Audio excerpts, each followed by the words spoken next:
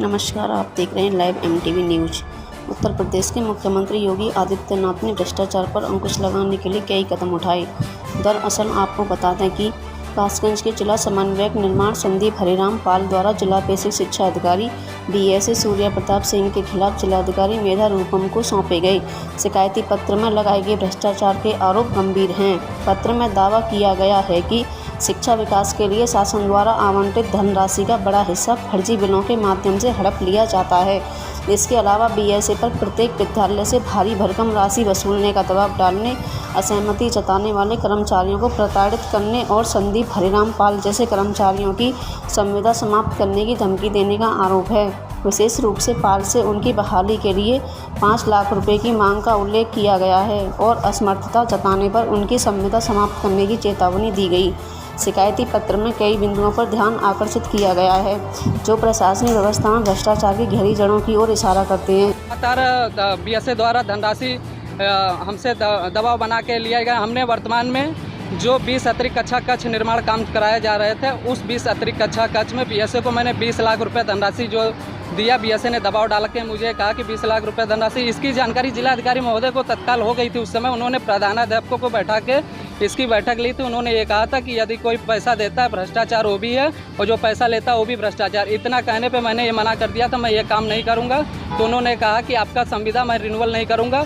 अन्य अभ्यर्थी जो भी डीसी है उनकी रिन्यूअल करने के लिए 2.5 लाख रुपए बीएसए ने लिया। मुझसे 5 लाख रुपए मांगा गया, मैंने मना कर दिया। तो उन्होंने कहा कि मैं झूठा आरोप लगा के चाहे जैसे तुम्हारी सेवा समाप्त कर दूंगा, तुमको कहीं का नहीं छोड़ूंगा।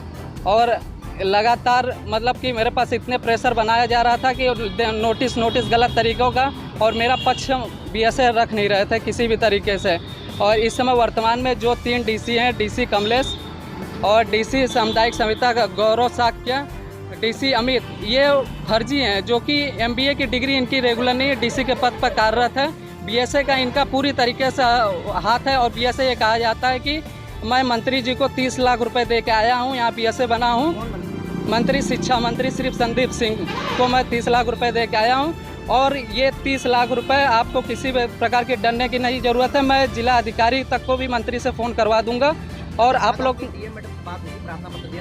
जिला अधिकारी मैडम ने कहा कि अपने जो भी समस्या आती है अब जिला बेसिक शिक्षा अधिकारी को ही अवगत कराइए। अब मैंने कहा जिला बेसिक शिक्षा अधिकारी इस प्रकरण को सुन नहीं रहे हैं मैडम, तो उन्होंने कहा कि रख दीजिए, मैं बाद में देखूंगी इसको। अच्छा, विभाग में कब से काम कार्यरत है? मैं विभाग में सन 2020 से कार्यरत हूँ। अब सेवाएं समाप्त आपकी हो गई है तो क्या तनाव, कैसा मतलब नहीं, तनाव तो रहता है। घर परिवार को आर्थिक स्थिति तो काफ़ी दिक्कत रहती है, पर जो इस प्रकार की भ्रष्टाचार हुई है, इस भ्रष्टाचार को मुझे न्याय चाहिए। किस तरह न्याय मिलेगा आपको? मुझे न्याय मिलेगा कि ये जो भ्रष्टाचारी है और गलत तरीके जो फर्जी ये इस समय कार्यरत डीसी हैं उनकी, और ये पूरे जितने मेरे 20 बिंदुओं के हैं, एक एक बिंदु के साक्ष्य सहित मैं दे सकता हूँ। जिला स्तर से न्याय नहीं मिल रहा तो आगे क्या आपकी मतलब? जिला स्तर से न्याय नहीं मिलेगा तो मैं ऊपर जो विजिलेंस डिपार्टमेंट है उनको भी देंगे। माननीय न्यायालय में भी इसकी जांच करवाऊंगा विद एविडेंस के साथ है। मेरे पास जितने साक्ष्य हैं मेरे, मैं इस पर एविडेंस मेरे पास वर्तमान में है। हर पॉइंट के मैं एविडेंस दे सकता हूँ। अंदर जी, एक अभी प्रकरण शिक्षा विभाग से जुड़ा घोटाले का सामने आया था। क्या लगता है कि कहीं ना कहीं भ्रष्टाचार कम हुआ है इस जनपद में?